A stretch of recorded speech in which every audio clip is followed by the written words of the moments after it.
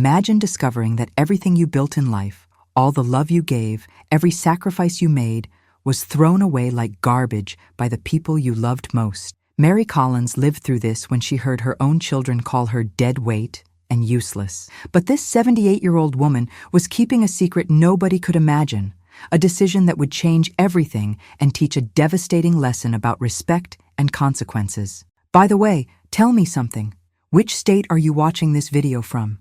Drop it in the comments. I love knowing who's here following these stories from different parts of the country. What Mary did was so impactful that it became an example of dignity and justice. But to understand how she got to that point, I'm going to tell you how it all started. You know that moment when you discover something that changes everything? Mary Collins, a 78-year-old lady, was standing there, quiet behind the living room door, not making a sound. She'd gone to get a glass of water from the kitchen when she heard her children's voices, Daniel and Laura, talking quietly.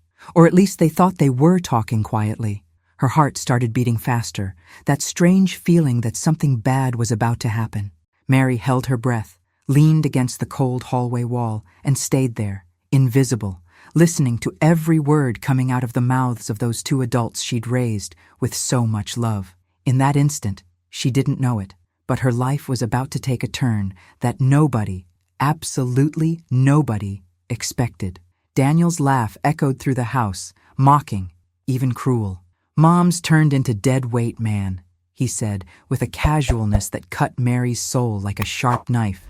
Laura let out a dry laugh and added, "It's true. Useless. She's just trouble. We're constantly dragging ourselves around because of her." Mary felt her legs weaken, that cold feeling in your stomach you get when someone betrays you in a way you never imagined. What? She, who'd always given everything, literally everything for them, was being called dead weight? The air seemed to have disappeared from her lungs, and for a moment Mary thought she'd pass out right there in the dark hallway of her own house. But no, she held herself together, because something inside her started burning slowly, a small flame that would soon turn into a wildfire. For decades, Mary had been the foundation of that family. After losing her husband young, she worked herself to the bone, sewing clothes at dawn, saving every penny to make sure Daniel and Laura had everything they needed. How many sleepless nights, how many dreams set aside so they could achieve theirs. Mary remembered every sacrifice, every time she went hungry so they could eat well, every patched-up outfit she wore so they could always have the best. And now, after everything, this was what she got? A stab in the back, a public scandal waiting to happen, because Mary knew that if they talked like this when they thought she wasn't listening, imagine what they said out there. Total humiliation hit her like a cold, violent wave, but along with it came something else, a determination she hadn't felt in years. Mary stood there, frozen, hearing every poisonous word. Daniel complained that she took too long in the bathroom, that she forgot things, that she was trouble with doctors and medications. Laura agreed, saying their mother only got in the way of their plans, that they couldn't travel, go out, live, because they had to take care of her. We deserve more, you know? After so much sacrifice, the irony of those words almost drew a bitter laugh from Mary. Sacrifice? They didn't know the meaning of that word. It was as if all the love she'd given, the entire life she built for them, had been thrown in the trash in a 5-minute conversation. And the worst part, they were laughing. Laughing as if they were telling a joke about some random person, not about the woman who brought them into this world, who dried their tears, who taught them every step they took in life. When she finally managed to move, Mary went back to her room slowly, each step heavy as if she were carrying a ton on her back. She closed the door carefully, sat on the edge of the bed, and let the tears fall in silence. But you know when you cry, and at the same time feel something changing inside you. That was exactly it. This wasn't just sadness, it was anger, disappointment, but also, and perhaps most importantly, it was clarity. Mary wiped her face with trembling hands and took a deep breath, feeling the air entering her lungs as if it were the first time in years. In that moment, something inside her screamed, "My life can't end like this, being treated like garbage by my own children." It was time to do something. But what? That question echoed in her mind all night long. In the following days, Mary continued doing everything as she always had. Made coffee, cleaned the house, took care of her own things without bothering anyone. But inside, She was different. She watched Daniel and Laura with different eyes, noticing every gesture of impatience, every sigh of irritation, every look of contempt that before she'd pretended not to see. Family betrayal hurt more than anything else in this world, because it came from where you least expected it, from the people you loved unconditionally. Mary knew she needed to make a decision, but didn't yet know exactly what. What she did know, with absolute certainty, was that she wasn't going to accept being treated like a burden anymore. If they thought she was useless, that she had no more value, she was going to prove they were terribly wrong. And this proof would come in a way they'd never forget. Mary's life had always been about giving, about sacrificing, about putting others first. But now, for the first time in decades, she was thinking about herself. And you know what's most interesting? She didn't feel guilty about it. On the contrary, she felt a kind of liberation. It was as if those cruel words had broken some invisible chain that tied her to the role of mother who accepts everything in silence. Mary looked at the bedroom mirror and saw a tired woman marked by time, but with a new gleam in her eyes, the gleam of someone who finally decided they deserve respect. The children might not see value in her anymore, but she knew how much she was worth. And that certainty, my friends, was the beginning of something Daniel and Laura could never imagine, something that would change everything forever. That night, Mary barely slept. Her mind was buzzing with thoughts, memories, mixed feelings. She remembered every birthday she celebrated alone because they were too busy. Every Christmas she spent waiting for a call that never came. Every time she needed help and heard empty excuses. How had she gotten there? How had she let her own dignity be trampled like that? The questions didn't have easy answers, but one thing was certain. Mary Collins wasn't going to be the useless old lady they described. She'd lived too long, fought too hard, loved too much to end her days being humiliated by her own children. And although she still didn't know exactly what to do, one thing was clear as water. This story was far, very far, from over. When the sun rose the next morning, Mary got up with a strange feeling in her chest, as if she were about to start a new chapter of life. She made her coffee slowly, feeling the strong smell filling the kitchen, and sat at the table with a quiet determination. Daniel ran past, grabbed a piece of toast, and left without even looking at her. Laura appeared later, yawning, complaining that she'd slept poorly.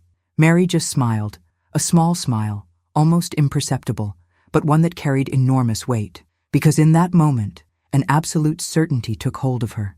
They were going to learn, in the most painful way possible, the true meaning of respect, sacrifice, and consequences. And when that happened, it would already be too late to go back. You know when you look back and realize your whole life was a sequence of sacrifices? Mary spent that entire week turning over memories, as if she were flipping through a dusty photo album stored in the back of her mind. Each memory came loaded with emotion, the kind that squeezes your chest and makes you question if it was worth it. She remembered the day she became a widow, at 32 years old, with 2 small children and no idea how she'd survive. Her husband had gone to work one sunny morning and never came back. A car accident that destroyed not just one life, but the entire family structure. Mary could still smell the hospital, hear the doctor saying there was nothing more they could do, see Daniel and Laura's frightened little faces when they realized Daddy wasn't coming home.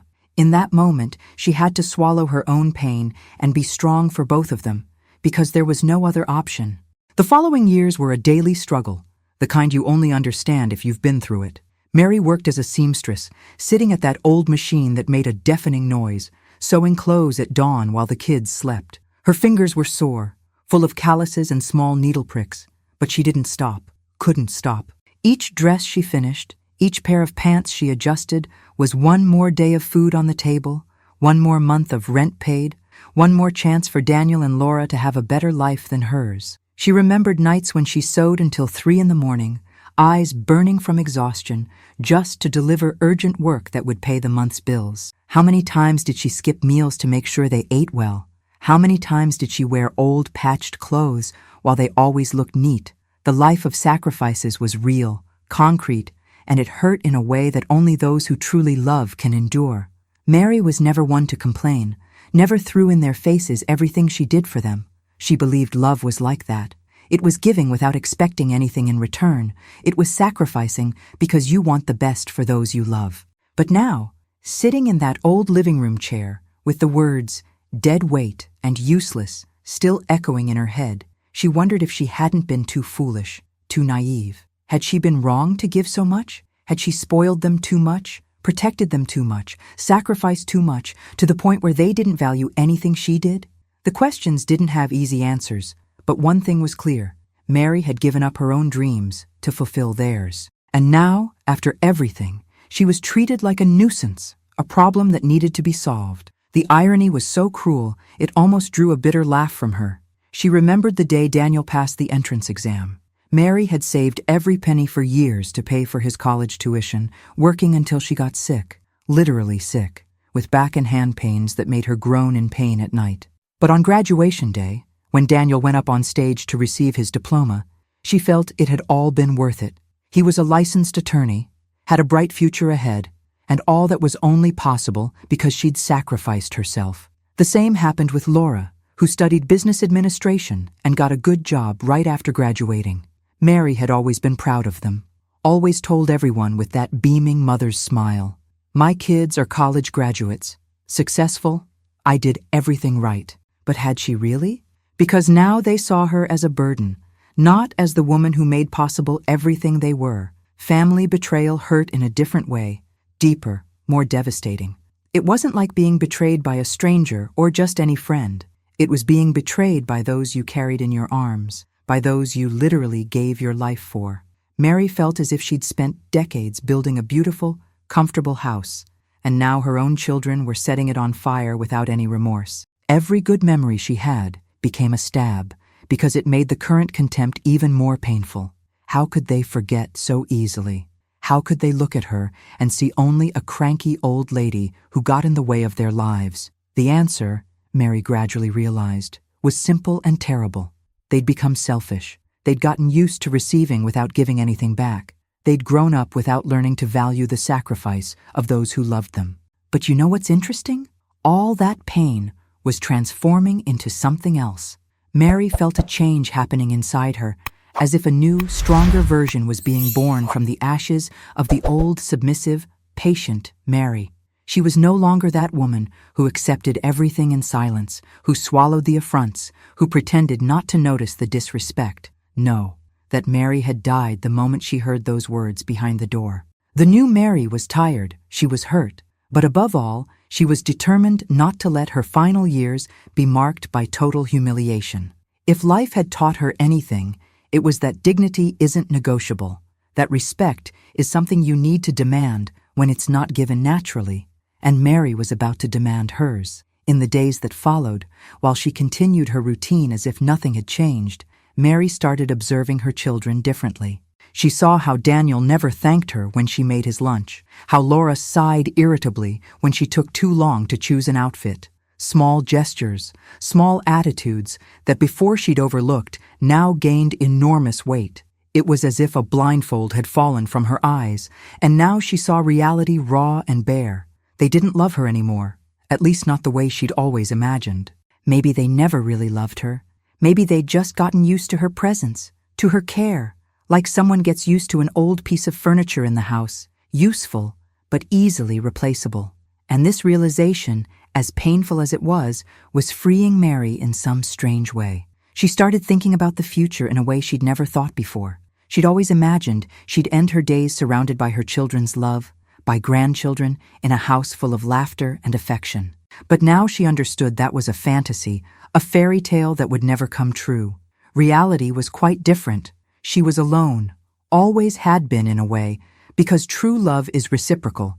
It's a two-way street, and what she had with Daniel and Laura was a one-way street where only she gave and they only received. But Mary Collins was no longer the same woman who'd started that week. Something was changing. Something was being planned in her mind, slowly, meticulously. Planned revenge? Maybe. Or maybe it was just justice, the justice of a woman who finally decided she deserved more than crumbs of attention and respect. The pain was transforming into strength, and Mary felt this growing inside her each day. It was as if all those years of sacrifice had created a reserve of courage she didn't even know she had. She'd survived her husband's death, raised 2 children alone, worked herself to the bone, overcome 1,001 difficulties that life threw her way. And if she'd accomplished all that, she could certainly handle this situation too. The difference was that this time she wasn't just going to survive, wasn't just going to accept and move on. No, this time Mary was going to do something that would change everything, that would show Daniel and Laura they'd completely underestimated who she was. And when that day came, when the revealed secret came to light, they'd understand, too late, the true meaning of consequences. There are things in life that mark you forever, that stay engraved in your memory like a scar that never completely heals. For Mary, that moment came on a Saturday night, during a family dinner that she herself had helped prepare. The house was full. Daniel brought his wife and their 2 kids, Laura showed up with her husband, and everyone was sitting around that big dining room table, eating, laughing, talking. Mary was happy, or at least trying to be, because seeing the family together always brought a good feeling to her heart, even after everything she'd heard. She thought maybe this was a chance to reconnect, to remind everyone she was still there, that she still had value, that she still had stories to tell. But what happened that night was the complete opposite. It was total humiliation served in double dose, in front of everyone. The conversation was lively, everyone talking at once, and Mary waited for a pause to join in. When she finally managed to, she started telling a story from her youth, one of those stories she thought was funny and touching at the same time. It was about the time she met her husband at a town dance, how he'd been clumsy and charming at the same time, how they danced all night under a starry sky. Mary's eyes sparkled as she spoke, reliving that magical moment that happened over 50 years ago. But before she could get to the best part of the story, Daniel interrupted with that voice full of sarcasm that cut through the air like a razor. "Nobody wants to hear old stuff, Mom." The silence that followed was deafening, embarrassing, the kind that makes you want to disappear into the floor. Mary felt her face heat up, that warmth of shame rising from her neck to her cheeks. She looked at Daniel, hoping to see some sign of regret, some indication that he'd spoken without thinking and would apologize. But no, he just shrugged and went back to eating as if nothing had happened, as if he hadn't just humiliated his own mother in front of the whole family. And the worst was yet to come. The grandchildren, those kids Mary loved so much, started laughing. It wasn't innocent child laughter, it was mocking laughter, as if Grandma was a joke. Laura rolled her eyes in such an exaggerated way that even her husband looked uncomfortable. Family betrayal had never been so public, so blatant, so cruel as in that moment. Mary felt something break inside her, something that perhaps could never be fixed again. She tried to smile, tried to pretend it hadn't hurt, that everything was fine, because that's what she always did, swallowed the pain and moved forward. But this time was different. This time the pain was almost physical, as if someone had stuck a knife in her chest and twisted it slowly. Mary lowered her eyes to her plate, pretending she was focused on the food, but actually she was trying not to cry right there, in front of everyone. How had it gotten to this point? How could the children she raised with so much love be so cruel, so insensitive? The answer was obvious, but painful. They didn't care about her anymore, didn't see her as a person with feelings, with dignity, with a lifetime of experiences that deserved to be heard. To them, Mary had become just a cranky old lady who insisted on talking about things nobody cared about. The dinner continued normally after that, as if nothing had happened. People went back to talking, laughing, eating, while Mary sat there in silence, invisible, irrelevant. She watched the grandchildren playing, Laura and her husband talking about a trip they were planning, Daniel telling a work story that drew laughs from everyone. It was as if she were a ghost in her own house, present but not seen, there but not acknowledged. And you know what's saddest? Nobody noticed how much that had hurt her. Nobody came up afterward to ask if she was okay. Nobody bothered to apologize. It was as if the humiliation she suffered was so normal, so acceptable, that it didn't even deserve a second thought. In that moment, Mary understood with crystal clarity. Respect had ended a long time ago. She was just refusing to see it. When everyone left and the house was empty again, Mary sat in the living room chair and let the tears fall freely. She cried for the woman she'd been, for the dedicated mother who gave everything and received contempt in return. She cried for the years of sacrifice that seemed to have been worth nothing, for the sleepless nights sewing to give a better life to children who now treated her like trash. But in the middle of that crying, something started to emerge, an anger. Not that explosive anger that makes you scream and break things, but a cold, calculated anger that makes you think and plan. Mary wiped the tears with the back of her hand and took a deep breath, feeling that determination growing inside her like a plant that finally finds light after years in darkness. She wasn't going to accept that anymore, wasn't going to pretend everything was fine. It was time to do something, and this time, it would be something nobody expected. In the following days, Mary barely spoke to her children. It wasn't out of spite or to get attention. It was because she simply had nothing more to say to them. Every time Daniel passed through the living room, she remembered that nobody wants to hear old stuff and felt the wound open again. Every time Laura called asking for a favor, she remembered those eye rolls and had to control herself not to hang up in her face. The house on fire wasn't literal yet, but emotionally, it was as if everything were burning around her. Mary had spent her entire life building relationships, trying to keep the family together, being the glue that held everyone together. And now she realized that maybe it had been a mistake, that maybe she should have demanded respect from the beginning, that maybe she should have shown them that love doesn't mean accepting any kind of treatment. But you know what the exact moment was when Mary decided she was going to do something concrete? It was when she ran into her neighbor Susan in the building hallway, a few days after that horrible dinner. Susan noticed right away that something was wrong because she had that gift of reading people, of sensing when someone was carrying too heavy a burden. She invited Mary for coffee in her apartment, and it was there, sitting in those old kitchen chairs, with the smell of fresh coffee in the air, that Mary broke down. She told everything, the words she heard behind the door, the humiliation at dinner, years of disrespect she'd ignored. And Susan, that wise woman who always had the right words, said something that changed everything. Mary, you deserve better than this. And you know what's most important? You still have power to do something about it. Those words planted a seed in Mary's mind, a seed that would soon germinate into an idea that would change everything. Mary went home that day with her head buzzing with thoughts. Susan was right. She still had power, still had choices, still could decide how this story would end. The children thought she was just a useless old lady who depended on them, who had no more control over anything. But they were wrong, completely wrong. Mary had a house in her name, had savings stashed away, had assets that would one day be inherited by them. And suddenly, like a ray of light breaking through dark clouds, she had an idea. It was simple, it was fair, and it would be devastating. Mary smiled for the first time in weeks, a small smile, but loaded with meaning. She knew exactly what to do, and when she did it, Daniel and Laura would understand, too late, that they'd completely underestimated the woman who raised them. The revealed secret was still far from coming to light, but the plan was already beginning to form in her mind. You ever had that person in your life who shows up exactly when you need them most? For Mary, that person was Susan, her apartment neighbor who'd lived there for about 10 years and had always been a constant, kind, warm presence. Susan was 62 years old, also a widow, and the two had a special connection, the kind that doesn't need many words to exist. After that revealing coffee, Susan started visiting Mary more frequently, always bringing something, a homemade cake, a magazine, or simply a steaming cup of coffee and good conversation. And you know what's most beautiful?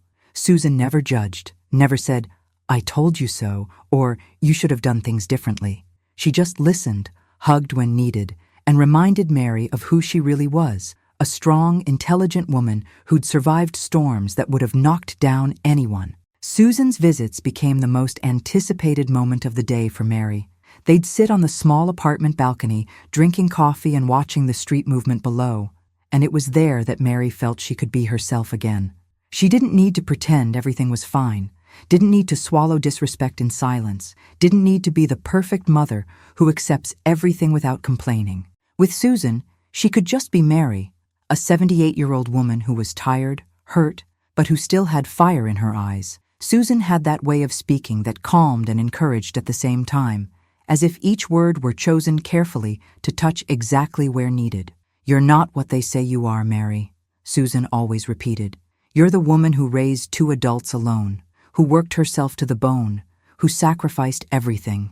That's not nothing, that's everything." It was during one of these conversations, on a sunny Thursday afternoon, that Susan said something that completely changed the game. They were talking about dignity, about how sometimes we need to make difficult choices to maintain self-respect. Susan took a sip of coffee, looked straight into Mary's eyes, and spoke slowly, like someone releasing a truth that needs to be said. You know you still have power over your life, right? Over your decisions, over your assets, over everything you built? Mary felt something click in her head, as if a door that had always been there but she'd never noticed suddenly opened. Of course she had power. She had a house. She had savings. She had assets that would one day go to her children. But who said it had to be that way? Who said she was obligated to leave everything to those who treated her like trash? Family betrayal hurt, but it didn't have to be the end of the story. It could just be the beginning of a plot twist. Susan noticed the different gleam in Mary's eyes and continued, encouraging with that wisdom of someone who'd lived a lot and learned not to let anyone step on them. There's a good lawyer nearby, Dr. Patterson. He helps people with wills, estate planning, those things. Maybe it'd be good for you to talk to him, just to make sure everything's the way you want it. The words fell like seeds on fertile soil. Mary had never thought about this before, always assumed that when she died, everything would naturally go to her children, because that's how it worked, right? But Susan was opening her eyes to another possibility, to a choice that was hers and hers alone. After all, those assets had been earned with her sweat, with years of hard work and sacrifice. Why on earth did she have to leave everything to those who didn't value any of it? In the following days, Mary couldn't stop thinking about Susan's suggestion. The idea came and went in her head like a persistent wave, each time stronger, each time clearer. She started imagining what it would be like, seeking out a lawyer, rewriting the will, deciding the fate of her own assets according to who really deserved them. It wasn't exactly about planned revenge. It was about justice, about consequences, about teaching a lesson that Daniel and Laura clearly needed to learn. They thought she was useless, that she was just dead weight waiting to die and leave the inheritance. Well, they were going to have a surprise they'd never forget. Mary felt a strange mixture of nervousness and excitement, as if she were about to do something very important, something that would define how she'd be remembered after she was gone. Susan continued being the support Mary needed during that entire decision-making process. She didn't push, didn't force, she was just there, firm as a rock, reminding Mary of her own value whenever guilt tried to appear. Because guilt did appear. After all, Mary had been raised in a generation where mother was mother until death, where you forgave everything and left everything to your children no matter what. But Susan had a way of putting things in perspective. If they treated you with respect, with affection, with the minimum of consideration, would you be thinking about this? No, right? So the guilt isn't yours, Mary. The guilt belongs to whoever broke the bond of respect first. Those words were like a balm on her conscience, calming the questions and strengthening the certainty that she was doing the right thing. One morning, after a particularly difficult night where Mary barely slept thinking about everything, Susan showed up with a paper in her hand. It was Dr. Patterson's address and phone number, the lawyer she'd mentioned. "Look, I know it's a difficult decision," Susan said, holding Mary's hands firmly. "But you deserve to have control over your own life, over your own choices, and whatever your decision is, I'll be here by your side." Mary took the paper with trembling hands and put it in her pocket. She knew that little piece of paper was much more than just a contact. It was the key to a door that, once opened, would change everything. It was scary and liberating at the same time, like standing on the edge of a cliff knowing that if you jump, you'll fly instead of fall. During the following days, Mary carried that paper in her pocket everywhere, like a talisman, like a reminder that she had choices, that she wasn't powerless. Susan kept visiting, bringing coffee and conversations that filled Mary's soul with courage. The two laughed together, remembered old stories, planned simple outings around the city, and in each of these visits, Mary felt more alive, more herself, more strong. It was amazing how true friendship had this power to heal wounds that seemed incurable, to rekindle flames that seemed extinguished. Susan wasn't just a neighbor. She was the sister that life had given Mary when she needed it most. And it was this friendship, this genuine connection, that gave Mary the necessary strength to take the next step, a step that would change everything, that would start a chain reaction that would culminate in the moment when the revealed secret would come to light devastatingly. On a Tuesday afternoon, Mary finally picked up the phone and called Dr. Patterson's office. Her heart beat fast in her chest as the phone rang, and when the secretary answered, she almost hung up from nervousness. But then she thought about Susan's words, about her children's disrespect, about the humiliation she'd suffered, and found her voice. "Hello, I'd like to schedule an appointment with Dr. Patterson. It's about will matters." Done. It was done. The first piece of the plan had been placed on the board. Mary hung up the phone and looked out the window, seeing the afternoon sun painting the sky orange and pink. Something inside her knew that from that moment on, nothing would ever be the same. And for the first time in months, Mary smiled, a smile from someone who'd finally taken back the reins of their own life. There are decisions in life that you make, and you know there's no going back, that from that moment on, everything changes irreversibly. For Mary, entering that law office was exactly that, crossing a line she never imagined she'd cross. Dr. Patterson's office was in an old building downtown, one of those with a great elevator and old wood smell that takes you straight to the 1950s. Mary climbed the 3 floors slowly, feeling her heart beat faster and faster. Each step was one step closer to a decision that would change everything. When she finally reached the glass door with gold letters reading Patterson and Associates, she stopped for a second, took a deep breath and thought, "There's no going back now, Mary. It's this, or keep being stepped on until the end." And then she pushed the door and went in, leaving fear outside. Dr. Patterson was a man in his 50s, graying hair, thin-framed glasses, and a gentle manner that immediately put Mary more at ease. He received her in his office, a cozy space full of books and with that old paper smell that refers to wisdom and experience. "Mrs. Collins, it's a pleasure to receive you.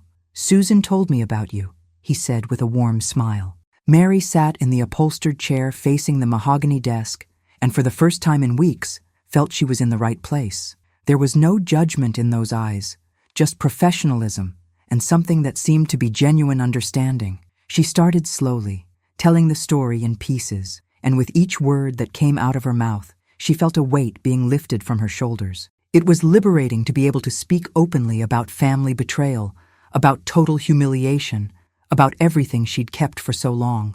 Dr. Patterson listened in silence, making occasional notes, nodding at the right moments. When Mary finished telling everything, from the cruel words she heard behind the door to the public contempt at dinner, he took off his glasses, cleaned the lenses slowly, and said something Mary would never forget.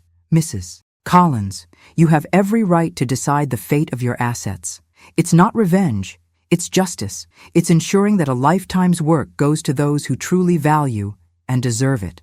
Those words were like a validation she didn't even know she needed. She wasn't a spiteful old lady planning something mean. She was a dignified woman taking control of her own life and making conscious choices based on how she'd been treated.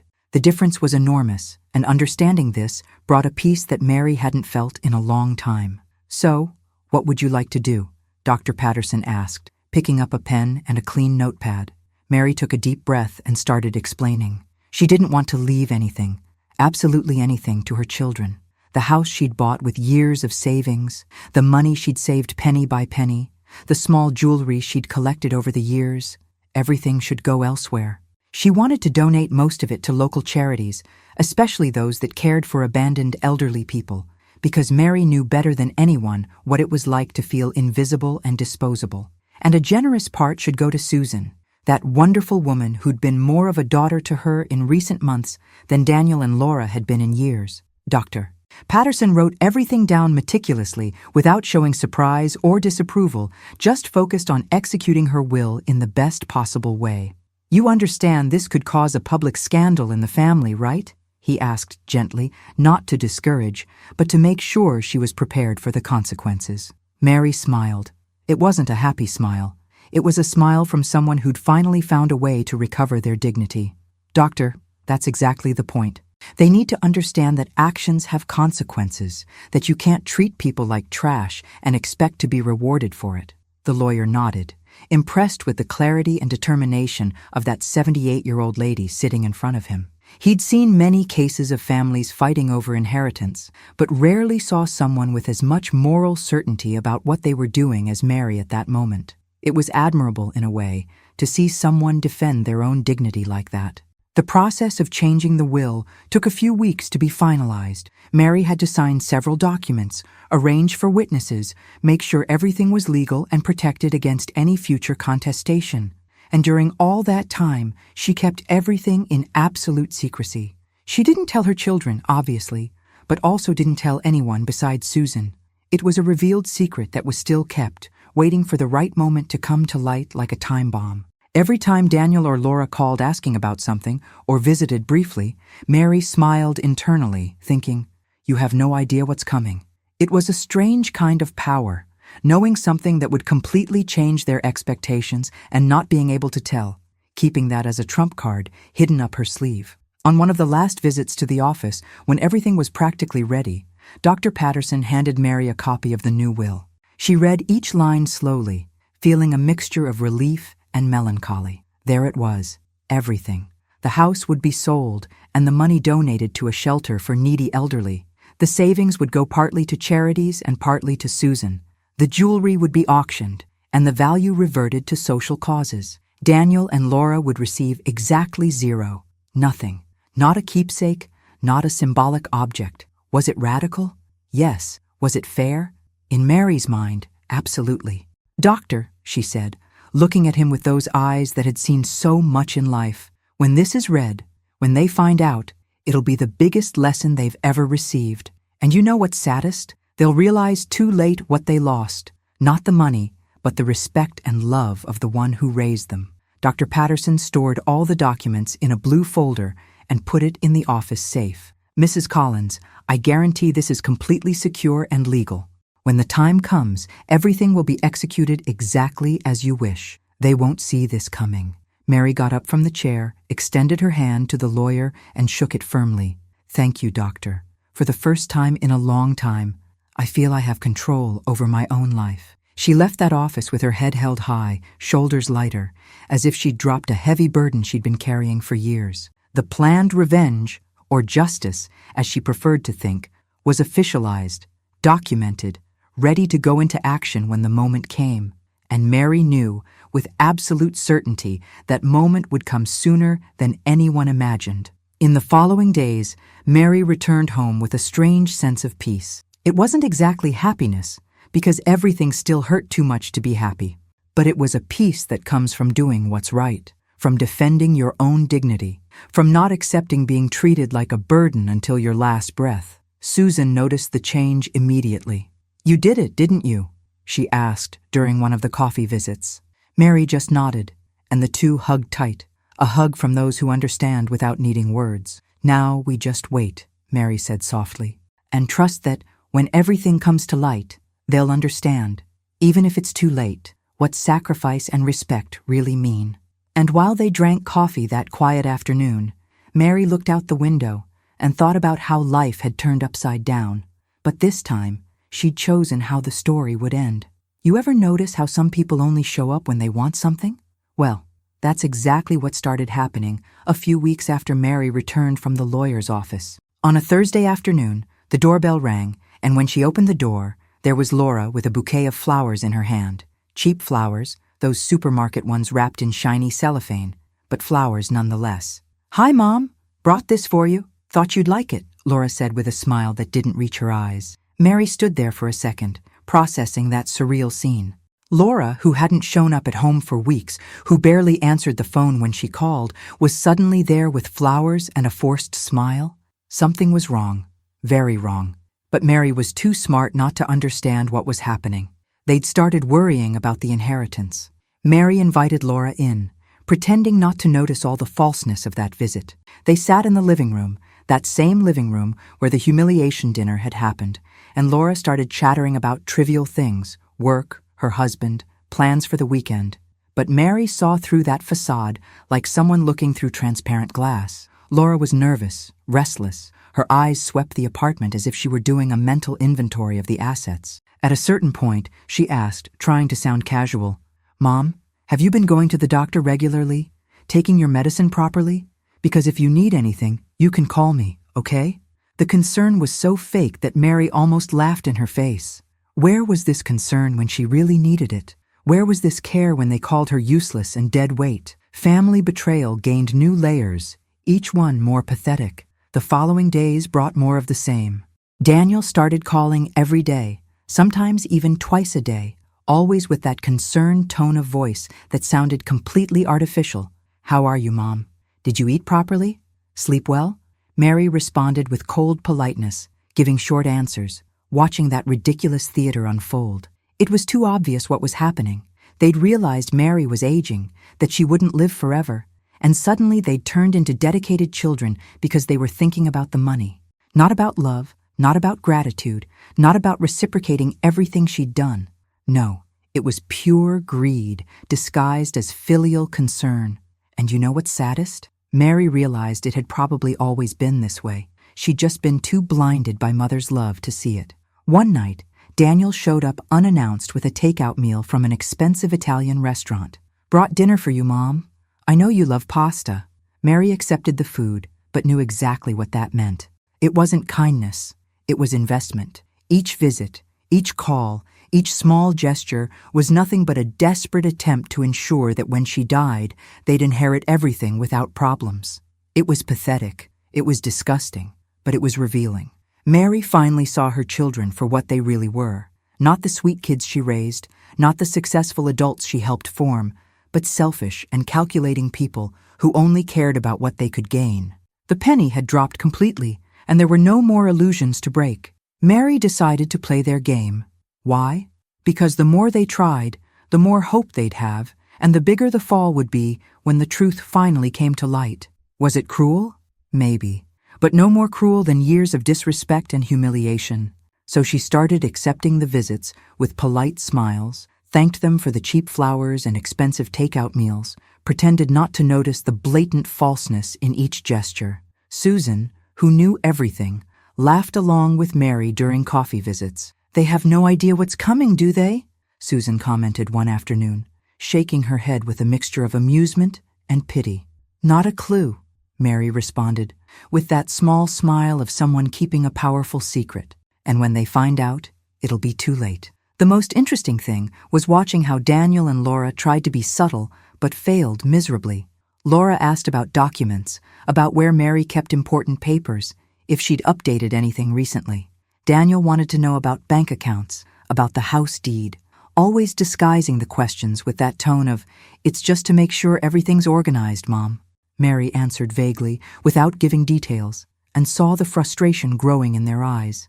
It was like watching a bad movie where you already know the ending, but the characters don't yet, except this time, she was the director, and the ending was going to be exactly as she'd planned.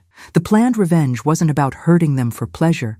It was about teaching a lesson they clearly hadn't learned any other way, that respect and dignity are more important than any inheritance. In one of Daniel's daily calls, he casually mentioned he was thinking about organizing a big family lunch with all the relatives so we can get together more. You know how it is. Mary almost laughed out loud.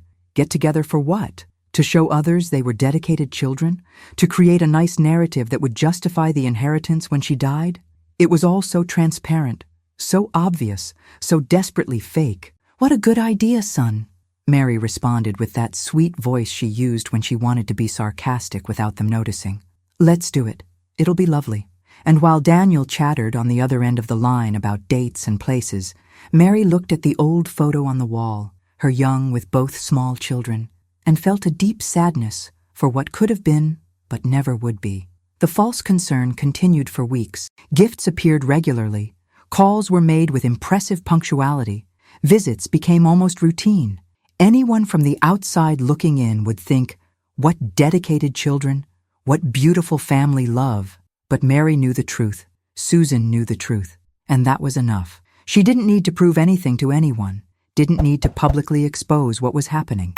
Time would do that for her when the will was read and the public scandal exploded like a bomb in everyone's face. For now, Mary just waited, patient as she'd always been. But this time, with a completely different purpose. She wasn't waiting for love or recognition. She was waiting for the exact moment when justice would be done. One night, lying in bed before sleeping, Mary thought about how life had changed in such a short time.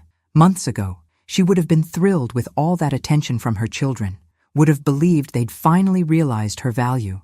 But now, with her eyes wide open, She saw everything for what it really was, a cheap theater, a pathetic attempt to secure the money. And you know what's funny? This clarity, as painful as it was liberating. Mary was no longer trapped in the illusion that she had a loving family, was no longer blaming herself for not being good enough. She finally understood the problem was never her. It was always them. And with this understanding came a strange peace, the peace of someone who knows they made the right choice, who defended their own dignity when nobody else would do it for them. The revealed secret was still kept, but not for much longer.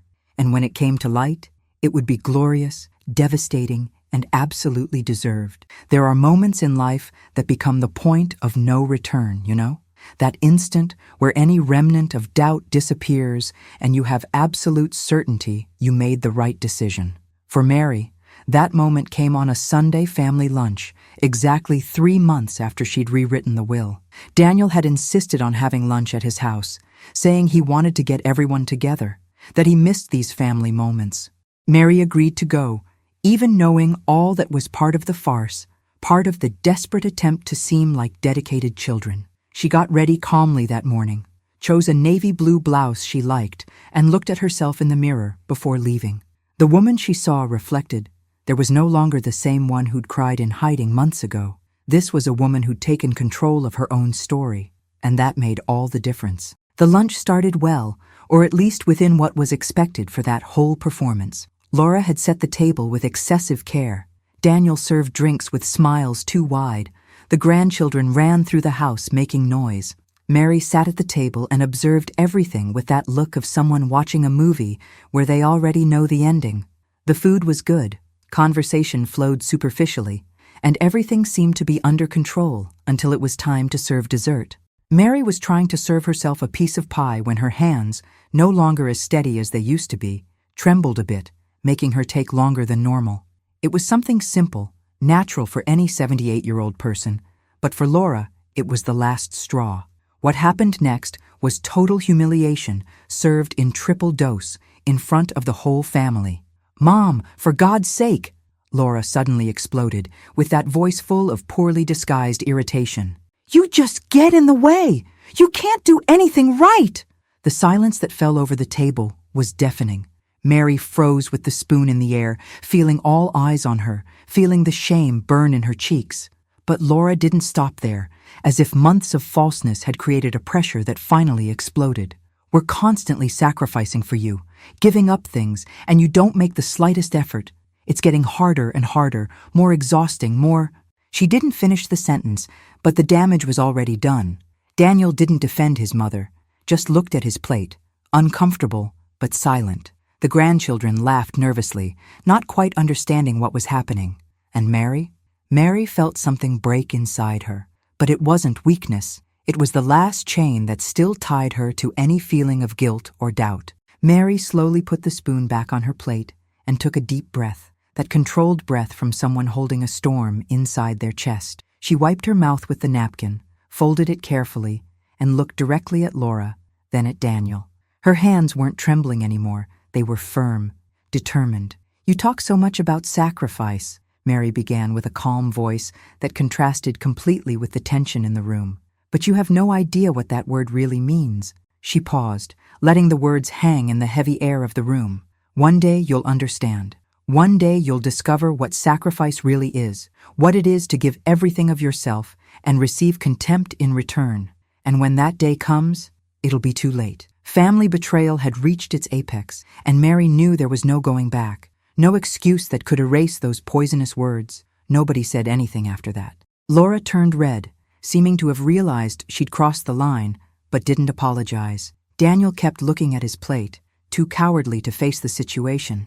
Mary finished the lunch in silence. Each forkful was an effort to maintain composure. Each second, there was torture.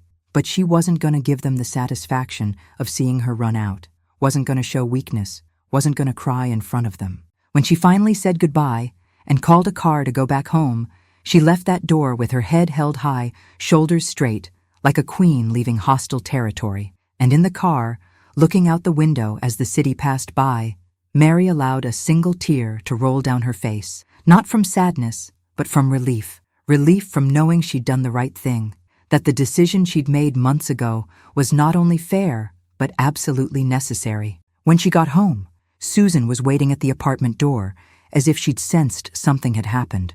Mary told her everything while they drank tea in the kitchen, and Susan held her hands tightly. "You don't deserve this, Mary. Nobody deserves this." They sat there in silence for a while, a comfortable silence from those who don't need words to understand each other. And it was in that moment, in that simple kitchen with the smell of chamomile tea, that Mary felt the last bit of guilt completely disappear. There were no more what-ifs, no more "maybe I should've," no more doubt. What there was absolute certainty that Daniel and Laura had dug their own grave, that they'd destroyed any chance of redemption with their own hands. The revealed secret was getting closer and closer to coming to light, and when that happened, it would be devastating. The following days were strange. Daniel called apologizing for Laura's outburst, but the apology was empty, mechanical, too obvious in its falseness. Laura sent a message saying she was stressed, that she didn't mean those things, but Mary knew it was a lie. When we're stressed, the truth comes out unfiltered, and Laura had shown exactly what she really thought. Mary responded politely to both, saying everything was fine, that she understood, but inside she was counting the days. She didn't wish for her own death, far from it, but she knew that when the time came, when the will was read, that would be the moment of the rawest and most brutal truth Daniel and Laura had ever faced. It would be the public scandal they deserved, the lesson they needed to learn, the inevitable consequence of years of disrespect. Mary started organizing her things slowly, without rush. She wasn't exactly preparing to die, but she was putting order in her life, making sure when the time came, everything would be just right. She wrote letters to Susan, stored old photos in organized albums, separated important documents. It was a therapeutic process, in a way, as if she were making peace with her own story. And in each thing she organized, in each photo she looked at, she reaffirmed to herself that she'd been a good mother, a good person, and that the problem was never her. The problem was ungrateful children who grew up thinking love and sacrifice were obligations, not precious gifts that should be valued. The planned revenge wasn't about hate, it was about dignity, about showing that even a 78-year-old lady could defend her own value when nobody else did. One night, Mary sat in the living room chair with a glass of wine, something she rarely did, and toasted alone. "To new beginnings," she murmured to herself, even knowing the new beginning wasn't for her, it was for her children. It would be a forced new beginning, painful, but necessary. When they found out they'd gotten nothing, that they'd lost, not by bad luck, but by their own choice based on how they treated their mother, maybe, just maybe, they'd learn something. Or maybe not. Maybe they'd just be outraged and blame everyone but themselves. Mary couldn't control how they'd react, but she could control the message she'd leave. Actions have consequences, and you reap what you sow. It was that simple. It always was. And this universal truth was about to knock on Daniel and Laura's door in a way they'd never forget. Life has a funny way of surprising you, even when you think you've seen it all. Mary woke up one autumn morning with a strange feeling in her chest. It wasn't exactly pain. It was more like a deep tiredness that came from within, the kind that makes you just want to close your eyes and rest forever. She was already 78 years old, had already lived an entire life of ups and downs, had already done everything she needed to do, including making sure her last wish would be respected exactly as she wanted. Susan noticed something was different when she visited Mary that afternoon and found her quieter than normal, more reflective. "Are you okay?" Susan asked with that genuine concern from someone who really cares. Mary smiled, a tired smile but at peace, and answered, "I am, Sue. I'm finally at peace. Whatever happens from here on out, I know I did what was right." The following weeks were a gentle and inevitable decline. Mary didn't suffer much, thank God, but she kept getting weaker, sleeping more, eating less. The doctors said it was age, the body simply shutting down slowly, like an old machine that had worked too hard for too long. Daniel and Laura increased their visits, of course, always with that mask of concern Mary already knew so well. They brought flowers, food, expensive medications the doctor hadn't even prescribed, all to keep up appearances of dedicated children. But Mary saw through all of that like she always had. It wasn't love. It was fear of losing the inheritance. It was desperation disguised as affection. And you know what's saddest? Even at the end, even when she was clearly departing, they couldn't be genuine for even a second. Family betrayal persisted until her last breath. On a quiet December afternoon, with the sun coming through the bedroom window and painting everything golden, Mary felt it was time. Susan was there, holding her hand, and that was all she needed. Someone who really cared, who really loved without interest, who was there not for the inheritance, but for true friendship. Mary looked at Susan with those tired but peaceful eyes and murmured, "Thank you for everything, Sue. You were the daughter life gave me when I needed it most." Susan cried, squeezed her hand, and answered that the privilege had been hers. And it was like this, surrounded by true love instead of self-interested fakeness, that Mary Collins closed her eyes for the last time. She departed, knowing she'd made her choice, that she'd defended her dignity until the end, that she'd left a lesson that would never be forgotten. She died in peace, and that was more than most people manage. News of Mary's death spread fast. Daniel and Laura received the call from the hospital and immediately went into organization mode, but not the kind you'd expect from grieving children. No, they were organizing the funeral in a hurry, yes, but they were also already commenting among themselves about the inheritance, about the house, about the savings. It was disgusting, really, but it was exactly what Mary had predicted.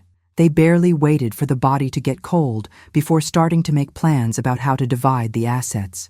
Laura had even already looked up the house's value in the real estate market. Daniel had already calculated how much should be in their mother's savings. They thought they were smart, thought they were in control, convinced everything would work out exactly as they'd planned. Poor fools, they had no idea of the bomb that was about to explode in their faces.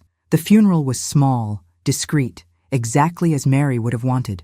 Some neighbors showed up, Susan was there crying for real, and of course, Daniel and Laura played the role of devastated children with Oscar-worthy perfection. They cried at the right moments, hugged people who gave condolences, talked about how their mother had been wonderful and how they'd miss her. It was a theater so well rehearsed it almost convinced, but Susan knew the truth, and that was enough. She looked at those two hypocrites and thought about the public scandal that was coming, about the total humiliation they'd experience when the truth came to light. And a part of her, a very human part, was anxious to see that happen, to see justice finally being done in the name of the friend she'd lost. After the funeral, at Daniel's house where they'd served snacks for the guests, Laura and Daniel locked themselves in the office to talk about next steps. Susan, who'd stayed helping organize things, heard pieces of the conversation through the poorly closed door. "The house should be worth $400,000 easy," Laura said in that greedy tone. "And the savings? Mom was always one to save money. There must be a good amount." Daniel agreed, already doing mental math. "Let's split everything 50-50, fairer that way. And there's the jewelry too. Those antiques she had, they must be worth something." They talked about Mary as if she were just a source of income that had dried up, not as the woman who'd raised them, who'd sacrificed everything for them. It was sickening, honestly, but it was also revealing. It proved Mary had made the right choice all the way to the end. The lawyer, Dr. Patterson, had been notified of Mary's death and was already preparing everything for the reading of the will. He called Daniel a few days after the funeral and scheduled a meeting at the office to deal with legal matters related to the deceased Mary Collins' inheritance. Daniel almost jumped for joy when he got the call, immediately called Laura to let her know the process was already starting, that soon they'd have access to everything. "Finally," Laura had said with a sigh of relief, "finally we can move forward." Move forward? As if their mother's death were just an obstacle in their path to the money? Mary had been right about them all along, and if she were still alive to see that, her heart would have broken again. Or maybe not. Maybe it would have just confirmed what she already knew, that she'd done exactly what she needed to do. Susan went to visit Mary's grave a few days later, bringing fresh flowers and a heavy heart. She knelt on the damp grass and spoke softly, as if Mary could hear her. "They have no idea, Mary. They have no clue what you left prepared for them.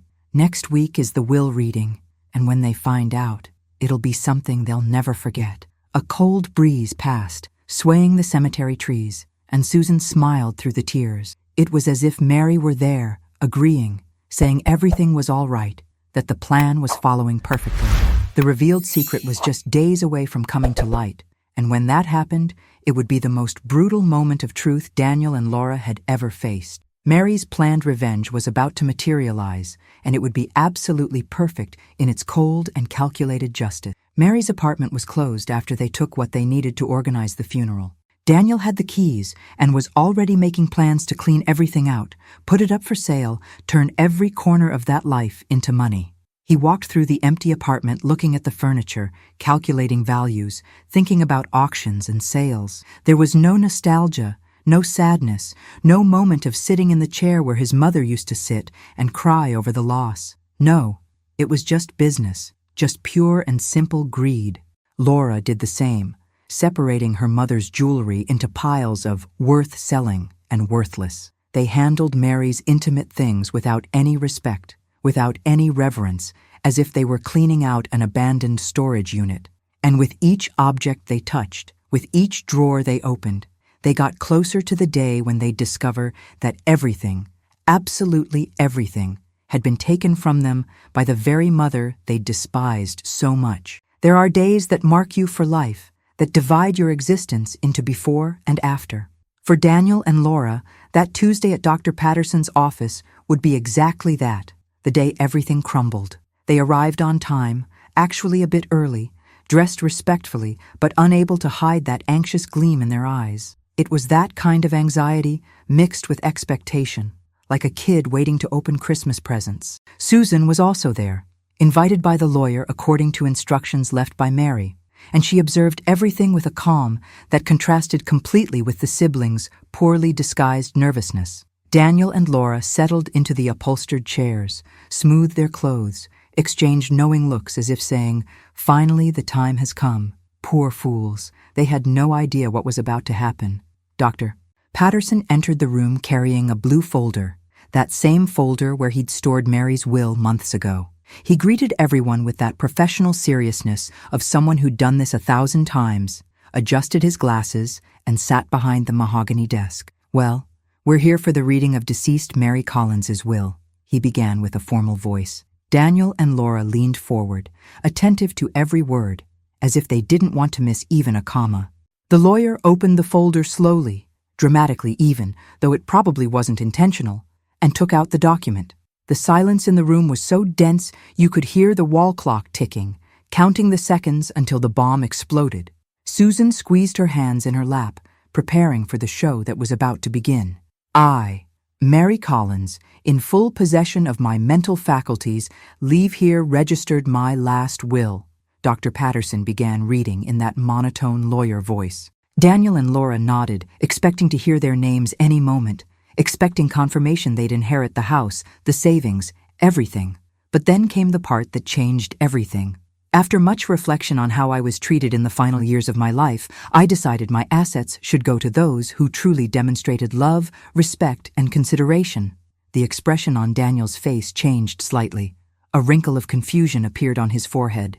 Laura blinked several times, trying to process those strange words. Love? Respect? What did that have to do with inheritance? Of course they loved their mother. Or didn't they? Dr. Patterson continued, relentless. "I determine that my house be sold and all the value obtained be donated to the Santa Clara Shelter for Needy Elderly, an institution that cares with dignity for those who've been abandoned by their families." "What?" Daniel sat up straighter in his chair, his face starting to turn red. Laura let out a strange sound, something between choking and protest, but the lawyer didn't stop. "My savings, accumulated over years of hard work, will be divided as follows: half for local charities that support elderly people in vulnerable situations, and the other half for Susan Matthews, my neighbor and friend, who showed me more love and respect in a few months than I received from my own children in years." The silence that followed was deafening. Susan felt tears running down her face, but they weren't from sadness. They were from pride for the friend who'd had the courage to do that. "This can't be right," Daniel finally exploded, getting up from the chair so fast it almost tipped over. "There must be some mistake. She couldn't do this." Dr. Patterson looked at him over his glasses with that calm from someone who'd already expected exactly that reaction. "I can assure you there's no mistake, Mr. Collins. The will was prepared with all legal requirements, properly witnessed, and represents your mother's expressed wish." Laura was white, completely pale, her hands trembling as she tried to process what she was hearing. She wasn't going to inherit anything? Absolutely nothing? After everything? Family betrayal they'd committed now came back like a boomerang, hitting them head-on with devastating force. The public scandal was just beginning, and the worst, much worse, was still to come. "There's more," Dr. Patterson continued, returning to the document. Mary had left a letter, an explanation to be read at that exact moment. The lawyer cleared his throat and began, "To Daniel and Laura, my children. I write this not with anger, but with deep sadness. I gave you everything I had, my time, my money, my health, my dreams. I worked myself to the bone so you could have a better life, sacrificed everything for you. And in return, I was called dead weight, useless. I was publicly humiliated. I was treated like a burden that gets in the way of your lives." Each word was a stab, and Daniel and Laura listened with increasingly desperate expressions. The letter continued. "You only remembered me when you thought about the inheritance, only showed affection when you realized I was aging and would soon depart. But I saw through that whole farce. I saw and decided I wouldn't be an accomplice to my own devaluation." Dr. Patterson's voice remained steady as he read Mary's final words. "This is not revenge. It's justice. It's teaching you that actions have consequences, that you can't treat people with contempt and expect to be rewarded.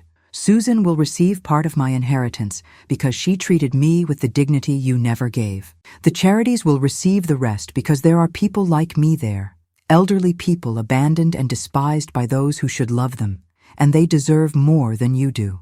I hope one day you understand what you lost, not the money, but the love and respect of the one who gave everything for you. With sadness and disappointment, Mary Collins." The silence that fell over the room after that was heavy, suffocating, loaded with shame and shock. The revealed secret had finally come to light, and it was more devastating than anyone could have imagined. Laura started crying, not that crying from sadness for her mother, but crying from desperation about the situation, about the total humiliation she was feeling at that moment. Daniel was red with rage, but also, and this was visible even to those who didn't know him, there was shame there, a deep shame from being exposed like that. "This is ridiculous," he shouted, banging his hand on the table. "We're going to contest it. She wasn't in her right mind. Someone must have influenced her." Dr. Patterson shook his head calmly. "Mr. Collins, I can provide all the medical reports that prove your mother was fully lucid when she made this decision. Also, we have video recordings of her confirming her wishes, reliable witnesses, everything completely legal and uncontestable. You can try to contest if you want, but I guarantee it'll be a lost and expensive battle." Reality fell on them like a ton of bricks. There would be no house, no savings, no jewelry to sell, nothing. Everything they'd counted on, all the plans they'd made, all the accounts they'd calculated, everything had gone down the drain. And the worst part wasn't even the lack of money itself. It was the public exposure of what they really were. Because this wasn't going to stay in that room. No. The news would spread. Neighbors would know. Acquaintances would comment. The whole family would find out that Mary had disinherited her children and left everything to charity and a neighbor. The house on fire was now literal. Their entire reputation. The whole image of dedicated children they'd tried to build in recent months. Everything was burning and turning to ashes. It was maximum humiliation, public and irreversible. Susan stood up slowly, wiped her tears, and looked at Daniel and Laura with a mixture of pity and satisfaction. "She was an incredible woman," Susan said with a firm voice, "and you never knew how to value that. I'll use every penny she left me to honor her memory, to do the good she always did. And you'll have to live knowing you lost not just the inheritance, but the love of the most incredible woman I ever met." And with that, Susan left the room, leaving the siblings sitting there, destroyed, facing the consequences of years of disrespect condensed into a single devastating moment. Dr. Patterson started collecting the papers. His work there was done. Mary's planned revenge had materialized perfectly, and justice, late but absolute, had finally been done. Daniel and Laura would leave that office with nothing, but with a lesson they'd carry for the rest of their lives, even if it was too late to make any difference. The days following the will reading were the hardest Daniel and Laura had ever faced, not because of losing their mother. That pain, if it truly existed, took a back seat. What really hurt was the shame, that feeling of being publicly exposed for what they really were.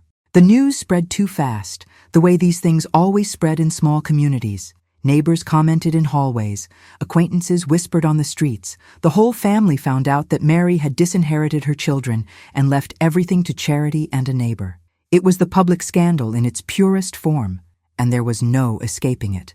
Daniel avoided leaving the house. Laura stopped answering calls. The total humiliation they felt in that office only multiplied with each day, with each judging look they received, with each conversation that died when they entered a room. But you know what's interesting about consequences? They have a way of making us look inward, of forcing a reflection you spent your life avoiding. Daniel started having nightmares where he saw his young mother, sewing late into the night, her fingers bleeding, but continuing because she needed to finish the work. He'd wake up in the middle of the night with a tight chest, remembering things he'd forgotten or chosen to forget. How she never bought new clothes for herself but always made sure he had the best. How she worked sick because she couldn't miss a day of pay. How she smiled even when exhausted, just so the kids wouldn't worry. Laura, on her part, started crying for no apparent reason, but it was a different kind of crying. It was the crying from someone who was finally understanding the size of the loss, not of the money, but of something much more valuable she'd thrown away without even realizing. Guilt is a strange feeling, you know?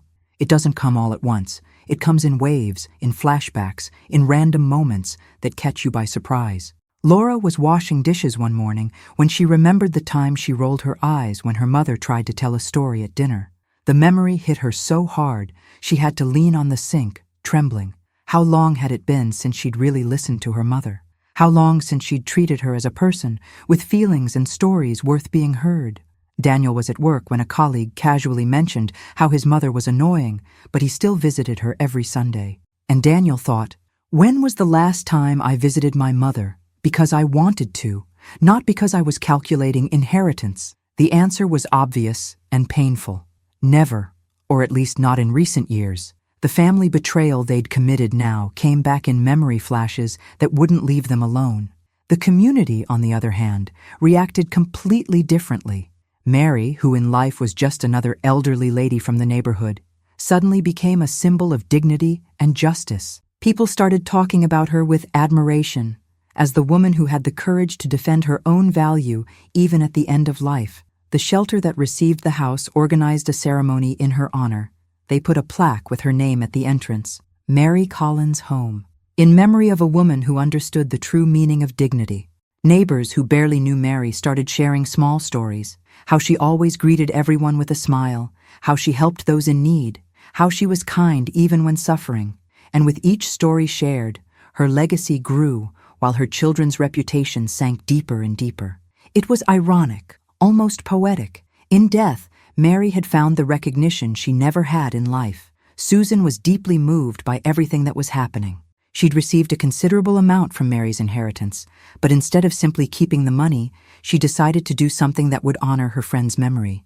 She created a small fund called Mary Collins Dignity Project, aimed at helping elderly people in vulnerable situations, especially those who'd been abandoned by their families. The project offered not just financial help, but also companionship, activities, appreciation, everything Mary had been deprived of by her own children.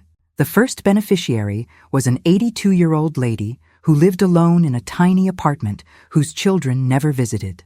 When Susan told her Mary's story, the old lady cried and said, "At least she had the courage to do something. I don't have that courage." And Susan responded, "Now you have someone who cares. Mary left this for you, even without knowing you." Daniel tried to approach Susan a few weeks after the will, asking to talk. He showed up at her apartment door, looking like someone who hadn't slept in days, deep dark circles, a defeated appearance that contrasted completely with the confident and arrogant man from before. "Susan, I know I have no right to ask anything, but I need to understand. Did she really hate us?" Susan looked at him with a mixture of pity and firmness. "No, Daniel, she didn't hate you. She loved too much, actually. But there came a point where love wasn't enough to compensate for the disrespect. She didn't do this out of hate. She did it for dignity. And you know what's saddest? Even at the end, Even doing this, she still hoped you'd learn something. Daniel left there with the words echoing in his head, and for the first time in decades, he cried for real. Not for lost money, but for a mother he never valued while he had the chance. Laura had a complete existential crisis. She started therapy, something she'd never considered before, and in the session she'd break down talking about her mother, about the guilt consuming her, about how she couldn't stop thinking about all the times she was cruel unnecessarily. "I treated her like a burden," she confessed to the therapist between sobs, "and now I realize she was my greatest blessing, and I threw it all away."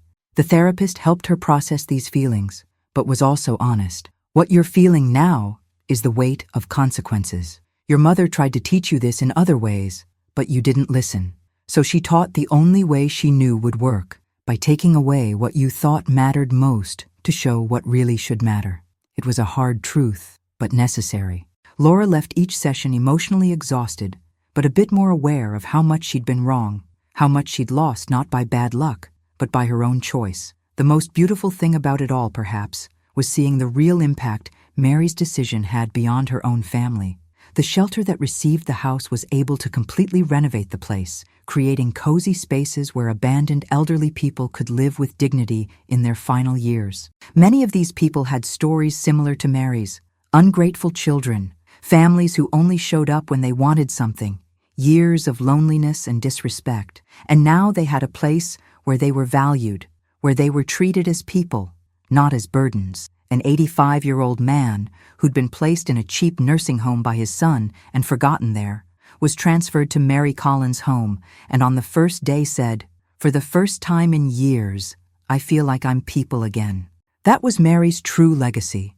Not the money itself, but the real change it caused in the lives of people who desperately needed dignity.